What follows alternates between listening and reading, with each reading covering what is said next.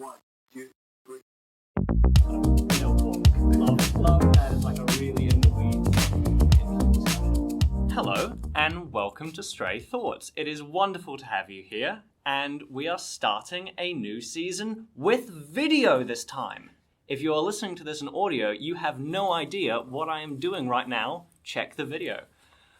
If anyone's joining us for the first time, and I sincerely hope you are, just as a brief introduction, this is Stray Theatre's audio, now also video, podcast, where each episode we're going to be looking at some of the different creatives, some of the different shows going on in the Auckland theatre industry. And hopefully over the course of the season, the course of the show, it'll tell a bit of a story about where we are as a city, where we are as a culture in this moment. So I'm very, very excited to be getting back. I am your host, Sam. Joining me today is our first guest of the season. Would you like to introduce yourself? Thanks, Sam. I'm Justin Lewis. I'm the artistic director of Indian Ink Theatre Company. I'm a co-writer of the show, and for many years I was the producer of the company as well. Mm-hmm. And the other thing I do is I'm one of the founders of Q Theatre, and I'm on the board of Q Theatre. Well, it is absolutely wonderful to have you, Justin. Thank you so much for joining us. You are working on a new show at the moment, right? That's right. Do you want to tell us about that? Yeah, the show's called Paradise, or the Impermanence of Ice Cream. Great title. Thank you. Just have to say it. Great title. It's a bit of an existentialist drama, really, as you can probably tell from the title. And the premise, I guess, is one man trapped in a room with a vulture. But it's really about impermanence, about mortality, kind of big human questions of meaning. But it's also, like what we're interested in our theatre is about making work that's beautiful, funny, sad, and true. So humours are kind of a big part of what we do. I think it's a very moving show, and we're running it in Wellington at the moment, and people love it. But it's also very entertaining and accessible. So one man in a room with a vulture. Will he go up? Will he go down? And then he's sort of flung into a story from his past, which he has to reconcile from his youth in Mumbai. So Indian Ink Theatre Company, a lot of what we're about is cross-cultural work, New Zealand, Indian stuff. I think it's really interesting that Indian Ink is a bit of an institution in Auckland, I think it's fair to say. But it's an institution that has always seemed so interested in a very temporary themes of temporality and mortality. Like I think of one of your most popular, most famous shows, Mrs. Krishnan's Party, is sort of famous for the whole bit being that it's different every night and kind of like living in the moment. And now we've got another play of yours, Paradise of the Impermanence of Ice Cream, that kind of puts it literally in the title. So, I guess I just wanted to ask, what is it about these kind of very themes of impermanence that interests you guys as a company? Because it does seem like there's a theme. Yeah, I guess, as a theatre company, we're driven by telling stories that are about the human experience and the kind of the challenges of living a good life. So I think inevitably when you're trying to figure out how do I live a good life, questions of life and death, of mortality kind of come into that. Was one of our human anxieties, isn't it, is the fear of death and finding meaning in your life. And also part of that is what will you leave behind as well? What's your legacy? What's your impact on the world? So these are kind of fundamental human things that I think underpin a whole lot of stories. We're going right back to the fundamental myths of our culture. So I think it's kind of baked into who we are and what we're interested in telling human stories. And then just purely from a dramatic sense, if you kill someone or you threaten their life, inevitably you come up with good drama, and drama's all about stakes. Yeah, no, I can really understand that. And I was doing a bit of research into this play, and I correct me if I'm wrong, it's based on a book, The Denial of Death. Yeah.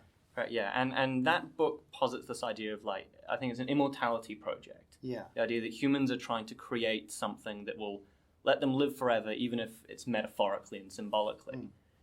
And I mean, this might be just my cynical nature talking, but that to me sounds completely anathema to what theatre's all about.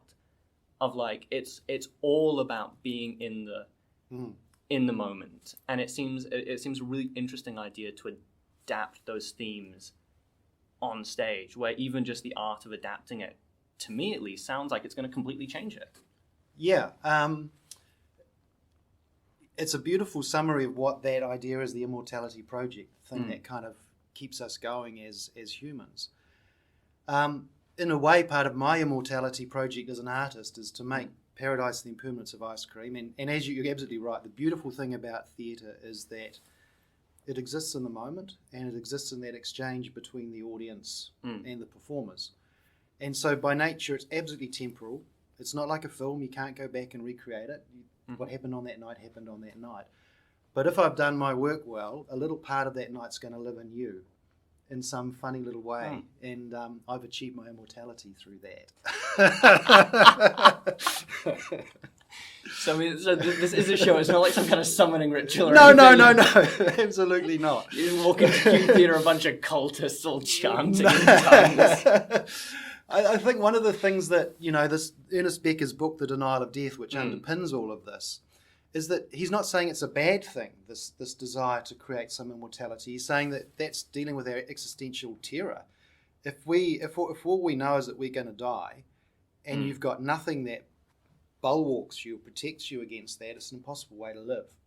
So there's nothing wrong with kind of doing things that give you a sense of immortality or permanence, or it's choosing the right things. Some things are better than others, for yourself and also for others.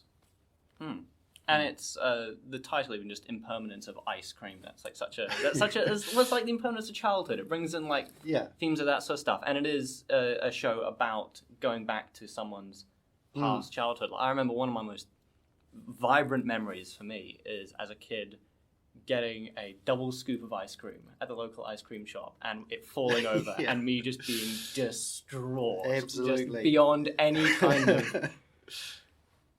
Yeah.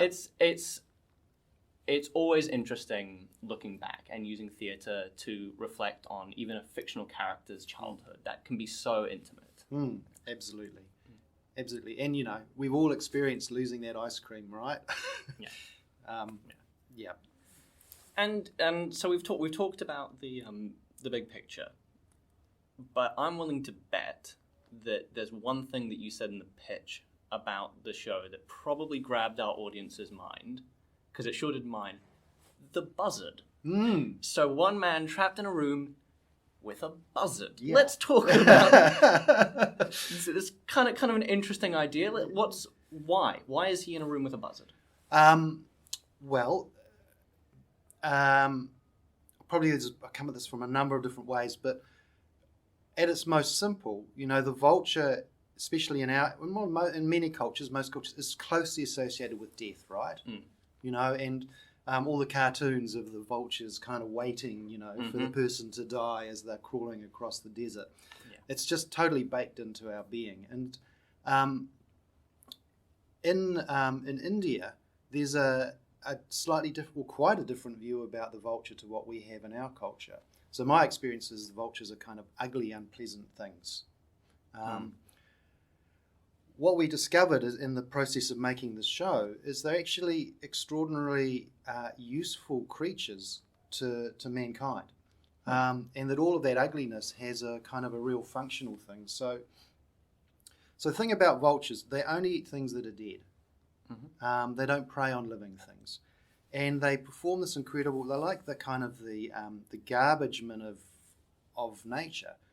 So their guts can destroy rabies, anthrax. They wipe out disease. They clean up the environment. And then there are these incredible kind of creatures in terms of the way they work in society. There's different species of vultures that have different specialities. The one that arrives first to kind of rip open the guts, that has the biggest beak, and then the little ones that climb inside the guts to kind of, I didn't even know there were multiple species. There's multiple species of vultures. Yeah, damn. They are these incredible animals that do a huge service to humanity, and so in India, they're not sort of seen as kind of things to be feared of, but as things that you live in harmony with. And they've developed this beautiful way in India of living in harmony with mankind or humanity. So humanity takes its dead cows and its rubbish, and in India they don't bury them, they just leave them out and the vultures come and strip them clean. And there's no kind of issues about waste or impurity or anything like that. Now, about 20 years ago, the vultures started dying out. And so it's the fastest mass extinction of all time. 99% of the vultures have gone. And so underpinning this drama is the mystery of that. Why have they gone? We just don't know. Well, we do know, but you have to come and see the show to find out why. It's what we call a hook right there, man. Totally. Hi, you got me on that. Yeah, that...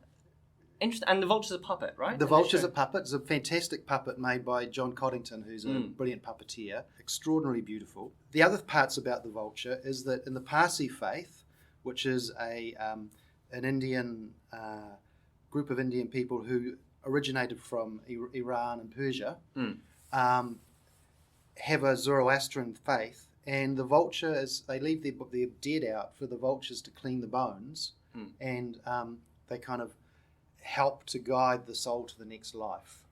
So our hero is trapped between heaven and hell with the vulture. No, that's very interesting. And you said the vulture's a puppet, and correct me if I'm wrong, Indian Ink has done work with puppets before, right? There was Murder House had a puppet? Yeah. We've done lots of our shows have puppets. Yeah, I mean, Indian Ink, to me, sort of stands out as kind of like... It does, as a theatre company, it's always doing some kind of interesting stuff that we don't see as much in other types of art in the city. So, I mean, what specifically about puppetry is so appealing to you guys? So the kind of the thing that Jacob and I have come together about artistically is this kind of love of mask. And what we love about mask is that it's just inherently theatrical. And so, for me, I'm not really interested in naturalism in the theatre. I think that film and television does that so well that there's no point in trying to do that in the theatre. I mean, occasionally I can enjoy it, but by and large, I love theatre that releases the audience's imagination. Yeah. And The Mask absolutely does that. And what it also does is it amplifies things for the stage. You know, the nose is bigger, the cheeks are bigger. There's a particular forehead, and so the performer has to change their body to kind of match that. So there's an amplification of the body and the voice to match that, which kind of helps then to communicate better with an audience across space and distance, and releases something childlike in the imagination of the audience. So for me, puppets and masks are cousins. You know, they do this similar sort of thing. It's funny, like the more naturalistic a puppet becomes, the less well it works. It's the same with a mask. The more the mask becomes naturalistic, the less well it works. It needs exaggeration and things that you can enter into imaginatively. And once you get the audience's imagination starting to kind of roll, then you have some magic possible in the theatre. Yeah, I think imagination really is at the core of most theatre. For example, if our audience is currently imagining what that noise was in the background, I can say it's the arts faculty currently being bulldozed by the university administration. A more perfect metaphor you will never find. But one thing that sort of strikes me there, you said that like naturalism actually kind of works against masks and puppets. They're very symbolic, masks and puppets, and I wonder if that also, this might be me leading the witness a bit, but it does, I wonder if that makes it particularly helpful for a theatre company that specialises in the kind of cross-cultural art that Indian Ink does, and that puppetry and masks, because they're so symbolic, can kind of be more accessible to an audience that may or may not have the understanding of these deeper layers of the symbols, like you just talked about with the vulture being a symbol of not necessarily just bad things. I think a few things about that. One is, when we started out, nobody was really doing mask theatre for the main stage. And mask theatre was kind of associated with hippies from the 1970s running around doing kind of street theatre or something like that. Apart from a few people, it hadn't really entered New Zealand's main stage. And even now, when we tour our stuff internationally, it's quite a hard sell in a lot of territories, the mask. So in some ways, the mask makes the work initially to people less accessible from a marketing perspective in terms of getting them into the theatre. So then when you've got them in the theatre, I think you have to throw all symbolism away. For me, any symbolism in theatre has to sit at a deeply subterranean kind of level. And so if your mask is symbolic, it's not actually embodying the thing that you want it to embody. So part of the performer's task with the mask is to embody what's expressed in that mask and to bring it to life rather than to symbolize it, if that makes any sense. Yeah, no, I think it's a bit counterintuitive at first, but I think I get where you're coming from. Yeah. And that is a really interesting point. Yeah, it's kind of like if you're working just on the level of symbol, maybe you're not even reaching the audience in the right way that theatre should. I think that's right. You know, like for me, when theatre really hits, the intellectual and the emotional come together. And then there's this kind of a magical other kind of, if you want, for want of a better word, spiritual kind of connection that you also have with things that are greater than you, what's above, what's below, and also at the horizontal level between the people in the room, the performers and the audience. Theatre works in all of those kind of planes. So, yeah, you have to embody something. You have to bring something other to life within the theatre. And so things that are symbols represent something else. And in the theatre, we don't go to see symbols. We go to see the thing actually come to life. That's the magic of it. So, yeah. That was a really good monologue. I like that, man. That was brilliant. Yeah. And I want to touch on something you threw in there at one point, just very briefly, but I think it's worth touching on. You guys do a lot of touring internationally. Yeah.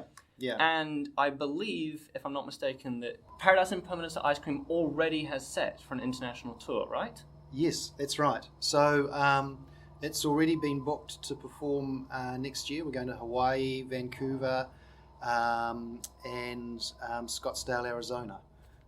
Nice. It's fantastic. You know, Hawaii's like the best tour ever. I was actually born there. Oh, really? Yeah, no. Oh, which island? Oahu. Oh, fantastic. Yeah, no. Yeah, it's a great place. It's absolutely beautiful. Yeah. Can't get better. Yeah. I assume this is going to be Indian Ink's first international tour since COVID? Yeah, since COVID. We finished a tour actually in Hawaii, like literally 2 weeks before the borders locked down. So we just managed to kind of get good that one timing. on. I know. Yeah. Going on that though, so I mean, like, I was thinking about kind of the place of Auckland's theatre compared to other cities' theatre scenes, and while we have had a pretty rough year, it's not been anywhere near as bad as other places around the world, and we haven't had to go into basically full lockdown for a year, no theatre for a year, or at least no traditional theatre for a year.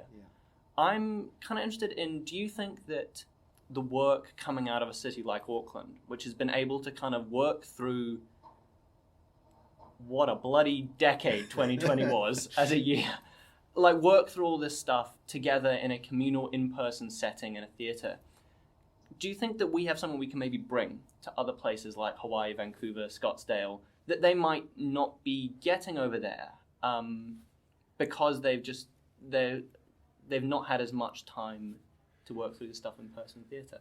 I think there's a few things. I think that there's no doubt that COVID has absolutely smashed people around the world in ways that we've got no conception of. And when I look at places like the UK, England in particular, which has always had a really thriving theatre scene, they've just been devastated, and it'll be a long journey back for them.